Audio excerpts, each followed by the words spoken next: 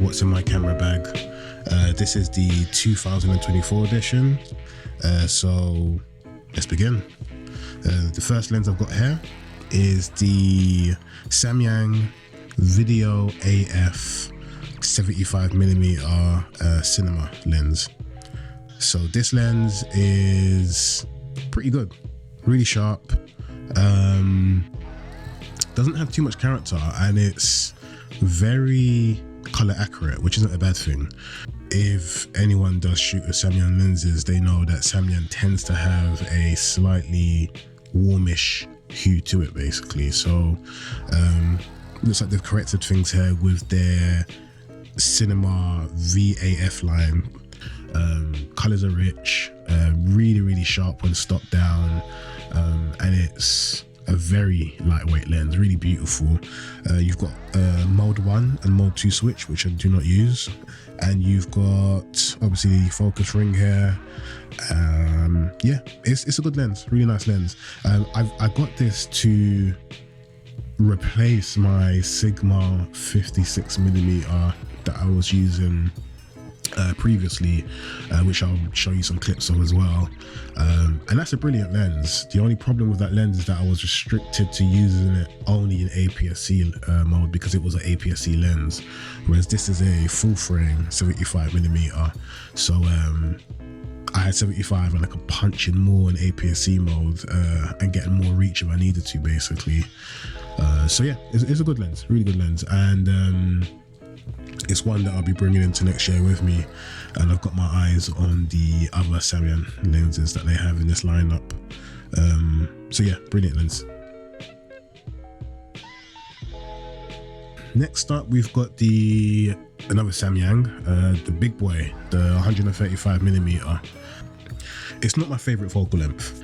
So 135 I feel like is very niche. You know, you're after a very specific look, obviously very compressed.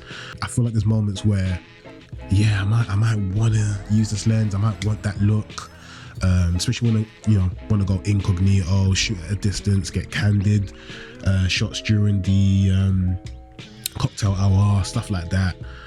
Maybe get reaction shots of this during speeches. But it's big.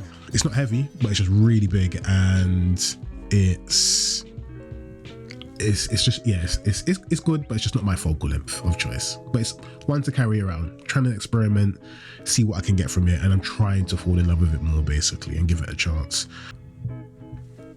So next up, we're going to be speaking about the ZV E1, which for me is one of the best cameras that came out this year, if I'm completely honest. Believe the hype, it's a really good camera. It made me start really exploring a lot of these Sony options that have been around for some time, such as, SNQ mode, time lapse and stuff like that. And I use this as my, I'm gonna be honest, I use this mainly when I was in Switzerland, when I done I've done an Indian wedding there, and it was brilliant. It was really good. There was no issues. It didn't overheat.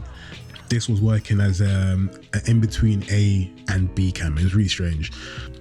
The Sony A1 is brilliant, but this as a B camera is unreal, absolutely unreal. If you can, I guess, plan your shots, if you know what you're going in for, and you're not shooting non-stop 120 frames per second or non-stop 60 frames per second, if you know where you need slow motion and where you don't need slow motion, and where you can plan accordingly between getting your 25p and your 50p or 60p depending on region, then overheating is not going to be a problem for you. And it wasn't for me, and I shot a lot that day, but everything again planned really well. So this is a must. This is a must for me. I love the ergonomics of it. I think it's the perfect size. It's hard to believe we've got full frame sensors in tiny bodies like this. 10-bit 4K full frame sensors in tiny bodies like this. Yeah, it's brilliant. I can't praise this camera enough. Really good camera. Okay, so next up we've got a Panasonic Handycam, the SDR-H86. I just wanted to kind of like change things a little bit and not go so clinical with the look.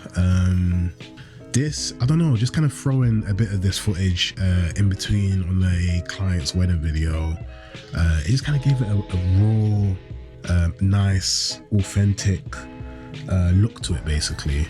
I didn't have to think about color. I didn't really have to think about framing.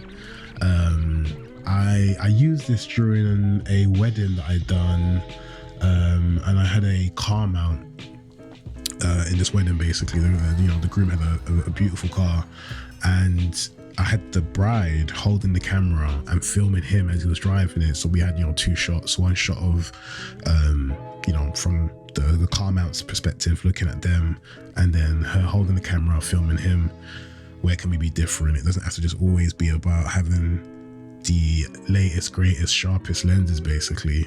And I think this is something that's going to help me to sort of step out of a style and a way of shooting, and try and be a bit more, I guess, artistic with my approach. But yeah, this has been really good. I really liked it. But the clients have been loving this. And sometimes, if I have an assistant on the day or a second shooter, I'll just throw this to them and say, get what you can. It doesn't have to be perfect. And that's the beauty of this, is that it's not perfect. But I do like it. Really great. It's got good zoom as well. Was it 78 times zoom? Yeah, really good. Next up, we've got the Viltrox 16mm 1.8 FE lens. I only use this for establishing and nothing more. Doesn't work well for me on the dance floor. Maybe I'm just not using it well enough on the dance floor, but I don't like that wide or that ultra wide look on the dance floor. It's beautiful, really sharp, 1.8, just so you can get a bit more light in there if you absolutely need to. And this with the A1 and 8K, geez, it's unreal. It's actually it's so good. It is so good. I heard so much great things about it when it was first released, and I ended up souping it up straight away. The price was just too great as well. So this is one to keep 100%. It's gonna stay in the bag forever now, this one. You don't get that really weird bulbous look from other brands. So you can see there's a slight sort of curve coming out there, but it doesn't stop you from putting filters on the front of the lens, which used to be a big pain with other ultra wide lenses. So yeah, Viltrox 16mm 1.8 FE lens, fantastic. 10 out of 10 definitely. 30mm 1.4 DCDN lens. This is a APS-C lens, but me being a heavy user of the Sony A1, which has APS-C mode in it, this is one of those few lenses that is perfect. It's a good in-between focal length, basically. So if you don't want to get too close, you can stand back, kind of get a semi-wide look, and then you can get closer and get a portrait-like look. Really good lens, lightweight, like I said, and just a pleasure to use. You don't really get much on it. There's no controls, focus wheels there, but for me, it's nice. It's a good lens, and it's one that I've had around for a very long time, basically. But yeah, if I'm not, if I'm going to go like to a destination wedding, I feel like these sort of lenses that are smaller are easier to bring around, basically. Otherwise, I guess I'll bring 50GM as an alternative, or Sigma 40mm as an alternative, but I like to try and keep things as lightweight as possible, and I'm going to try and do the same thing for next year as well, basically.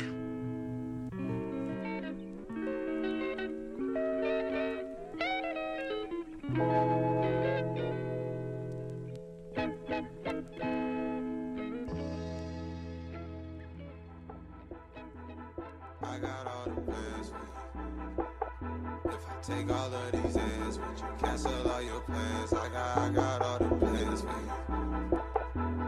Yeah. I'm swaggin', committed, I'm schooling, they holdin', them booties, they callin', I fuck 'em, I duck 'em, swag, you duck 'em, I'm bleeding, young nigga make fame, no breathing, I'm a real beast, flip out, big belt, killer, no wolf truck, get down, I'm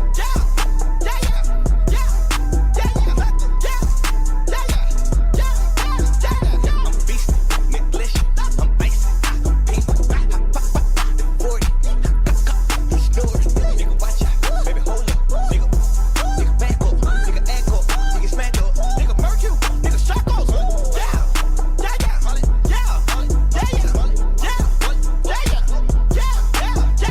that AP, that Rollie, anticipate me, not on me, homie, kill homies, you little jabronis know me, impeccable, I'm telling you, I bleed out, my avenue, I promise, I ain't telling you, no story, I ain't flexing fool, shout out something to do, but I'm good too, I'm good too, garbage, woo.